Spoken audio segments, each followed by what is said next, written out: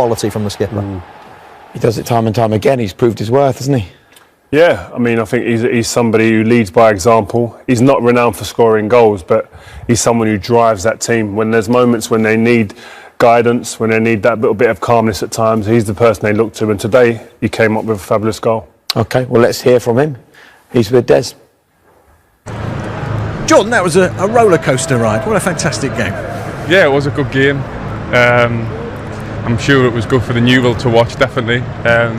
It's been a while, Champions League with the fans back, so that was really nice. You know, I thought the atmosphere was brilliant. I think we expected that.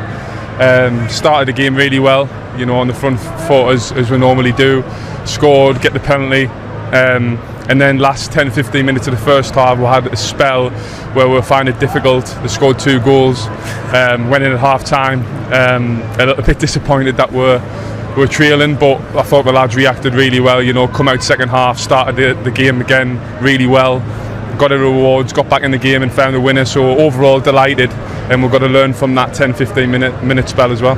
And you got the winner. Do you know when your last Champions League goal was? It's been a while. Rough guess. Wasn't Ludogorets, was it? It was. Was it? 2014. 2,485 days ago. There you go. And you stroked it in as if you did every day. Yeah, it was nice to get back on the score sheet. You know, I haven't got many goals, but obviously something I work on, especially when I'm playing a little bit further forward in the 8. We've got to arriving in the box and trying to get some goals. So it was nice to get in the score sheet. Yeah. Very good. It was worth the wait, that goal, though, wasn't it, hey? Certainly was. It was a fantastic goal. Well, I'll tell you what, from a man who's waited a while for a goal to a man who scores an awful lot of them, as you can see, Michael Owen and Rio Ferdinand are over by the touchscreen. So I think should we start with Salah? Should we have a look at that? Let's start with Salah, Jake. Yeah, it's a fabulous goal. Let's have a look at it here. I mean, it starts off with Matip, who we looked at before the game, actually, Rio, with his passes and his running through the middle. It's a good touch, but I just want to pause it. We just forward it on to around this area now. And I spoke before the game about this is an area that Liverpool really do try to exploit. Lots of players fill this area. And a lot of players as well run off the ball, which is very good for them, of course. You've got Trent Alexander, attacking full-back. Jota, he's making a run as well. And then, of course, you've got Divock Origi, who plays the ball eventually into this area. I just wonder, Rio, before I actually show the Origi pass, anything defensively you think they do wrong here? Yeah, you've got 2 defenders here. You've got Tomori, who's looking at the ball, looking at Salah, who's his danger man, and you've got the fullback Hernandez as well, who's actually behind, who's marking Salah. Once he plays that ball square, as a defender, all you do is follow your man. Forget the ball. Do not look at where the ball's gone. Do not follow. The moment you follow the ball, you leave and you lose concentration of the player, the danger man. They both follow the ball, and the man in the red shirt goes through. Really interesting point here. If I actually show you where the goal is scored from, where Mo Salah's touch is, it ends up around this space here. Now, you just wouldn't believe it, would you? The goalkeeper's about a yard from where the ball lands, and he doesn't pick it up, Jake. It's quite unbelievable. How far is that then? Let's have a look if it goes.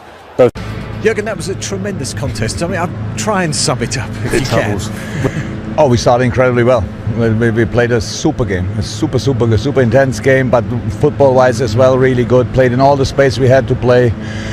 Didn't give them anything until, I don't know exactly. We got punished for it in the last few minutes before half-time, but it started earlier. We got a bit carried away actually by our own football. Like we didn't keep it simple anymore, offensively, and we're defensively not good organized anymore. You see, when we are organized, Fabinho is absolutely incredible, and he can pick up all the challenges which we need him for. In a moment when the spaces are too big, even he cannot sort it anymore. Last line, slightly too deep. They found that way, played in between, scored 2 goals. Was not nice, but it didn't feel like we cannot come back in the second half. So it was clear we have to change. We have to immediately to get back to how we started, defensively especially. And then we scored wonderful goals, to be honest. Both were incredible, and won the game, and I think it's deserved. But we had around about 10 minutes where Milan nearly changed the whole tie. Can you enjoy that kind of game? I see you talking to your opposing manager there. There's a lot of mutual respect. But can you enjoy it? I mean, 'cause it was. Yeah, apart from the 10 minutes. Yeah. No, it's the football I want to see, to be honest, in most of the moments. But of course, how said, we are experienced in the competition, meanwhile, or we should be. But it was a little bit because of the changes as well that we just were not that compact anymore. So I thought we played an incredible game with all the changes we made, which was absolutely important. And now we won. I can say it anyway. It was the right thing to do for the moment, because playing every 3 days is just not possible to play then always the same guys. The boys who came on did incredibly well. Ricky got a wonderful ovation. He played a super game. He had cramps then. That's normal after a long time. But people forget how good he is. It's difficult to get in the team in this team.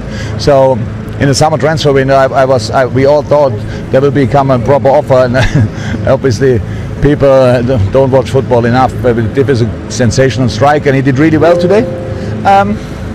And yeah, it was spectacular. Again, European night at Anfield. I love it. Yeah, it was like a hurricane the first half. Yeah. You said this is the toughest group that you've seen under your time. That's the evidence there today, isn't it? Yeah. Come on, that's our pick from pot 4. Come on, that's AC Milan in a really good moment. I think second or first in Italy. So it's a tough group, and it will stay a tough group. So that's why it's so important that we won this game. That is not didn't decide anything, but gave us at least a okay start. It's brilliant to watch. Thank you, Jürgen. Thank you.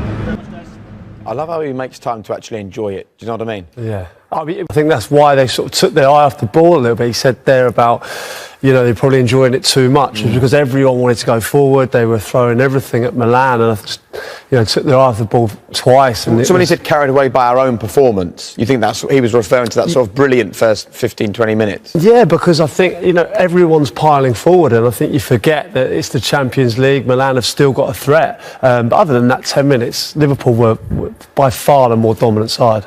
Okay, as you can see, we're on our own because these two have still deserted us to go and hang out by the touch screen. Look, we've spoke about so much good stuff as far as Liverpool are concerned, and we have to give credit to AC Milan for the way they played, and we should certainly take a look at the goals they scored tonight. Yeah, and this is a very good goal from an attacking point of view for AC Milan, but also looking at it from the equaliser, you're looking at it thinking, what could Liverpool have done better in this? And there aren't any glaring mistakes individually in this game, but there's small details that you look at and you think, they could have done that better. And Andy Robertson spoke in his interview about it, and the manager Klopp spoke about it too. When you look at this area here, this is what they're talking about. The areas in between the back line and the midfield, you see there's 3 bodies in there, in that little space where they're finding space, and this is late on in the half, and that's where the problem started to come from. Really, you give people space at this level and time, they will hurt you, and it opens up here. And I'll stop it in a second as it goes forward, which makes it very difficult. You see the run there. Look, you see Gomez goes with the run. You've got to do that. You make him right. That's perfect. Follow that man. That's fine. But once the ball then gets into this area here, there's your problem. As a defender, when this man here, attacking midfielder or anywhere on the park, someone gets the ball and they've got their head up and they're facing the back line, you've got a decision to make as a defender, and that's the guy I'm talking about here. I was going to say, what is that decision then, Rio? I'm looking at Gomez here, and I'm thinking, if that's Van Dijk, does he come and press the ball? Does he come and form the line, or not in that situation? I don't think he does, because when you see the amount of space there is here, you're taught as a young defender, that big space there is an easy pass to play into. There's too much space there for you to just come willy-nilly and come out. I'd see that as a cardinal sin. There's a time and a place to do that, but you'd be looking to do that more often than not in this area, from this area. You'd be looking to do it when you're that deep, but he's not. And it's small details, and we'll let it here, and I'll move it on here slowly. When you move that on there, the problem you've got is here, is communication. I think Gomez should be telling his partner there, get in alongside me here. Then the corridors to play the balls in down the sides doesn't happen. What happens here is once he moves to the ball, Matip, you see him, he goes to the ball there. What does that do? That tells the man on the ball, go on, gives him a decision to make, you play it. The moment that happens, the defenders are a negative, they're at a weakness then. So, if he moves over here, you're taught not to cross as a centre-half pairing. So you're basically saying that you think that it's Matip that should be in on here, and he should be holding his position. Yeah, and I think Gomez is the person that dictates that. It doesn't happen, and in the end, to be fair, it's fantastic football in the end, and we're nitpicking, to be honest with you, but it's the small details here.